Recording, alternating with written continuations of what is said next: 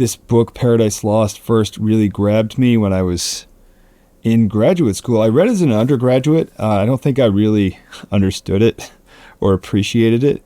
But then a few years later, I had matured a little bit, and I was just ready to hear it for some reason. And it's just really gripped my attention ever since. And I return to it like an old friend. The version we always read is from 1674. And I think the most relevant information is that Milton was in prison right before that. He was in prison in the 1660s. That's when he first started to really work on the idea of Paradise Lost.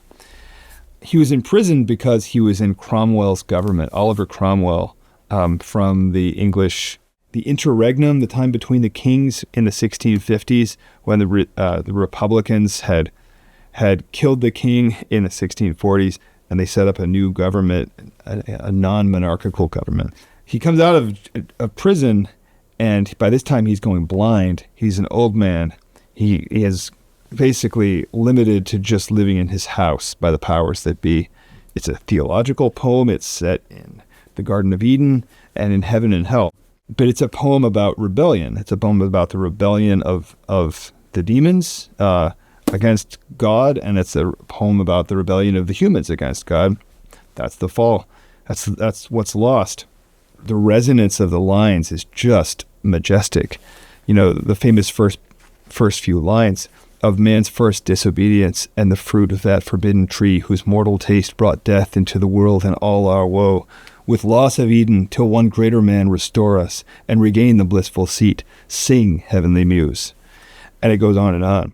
And there's just this sonorous, reflective, philosophical, and illuminating quality to the language.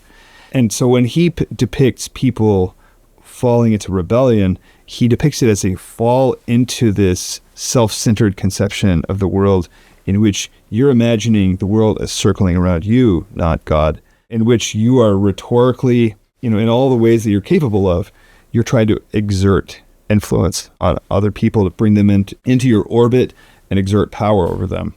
Part of the fall is a fall into a too expansive conception of yourself, that I can do anything. I can be a god in the world. But that's not to actually recognize the kind of being that you are. It's actually to tell yourself a fundamental lie, and thus it's to trip yourself up and make your life and the lives of others around you miserable. And so part of what happens over the course of the book, people fall into this dream of impossible godlikeness, and then the comeuppance that they get and the repentance that they actually ultimately come to means actually re-embracing the limits that make their life intelligible and actually make them capable of happiness and things like this. So it's got this fundamental mystery, which is so important to human life, that liberty requires limits, that true freedom is not just freedom to do anything, it's freedom to be the kind of person, the kind of thing that you were made to be. The places that we go when we want to restore ourselves and we want to restore our culture are the deep places. Any of us who are pursuing our education at all, we're really pursuing a renaissance. We want a renaissance in our own lives, and we want a renaissance in this country and in this culture. We need to go back to the sources, and this is one of those sources that will feed us.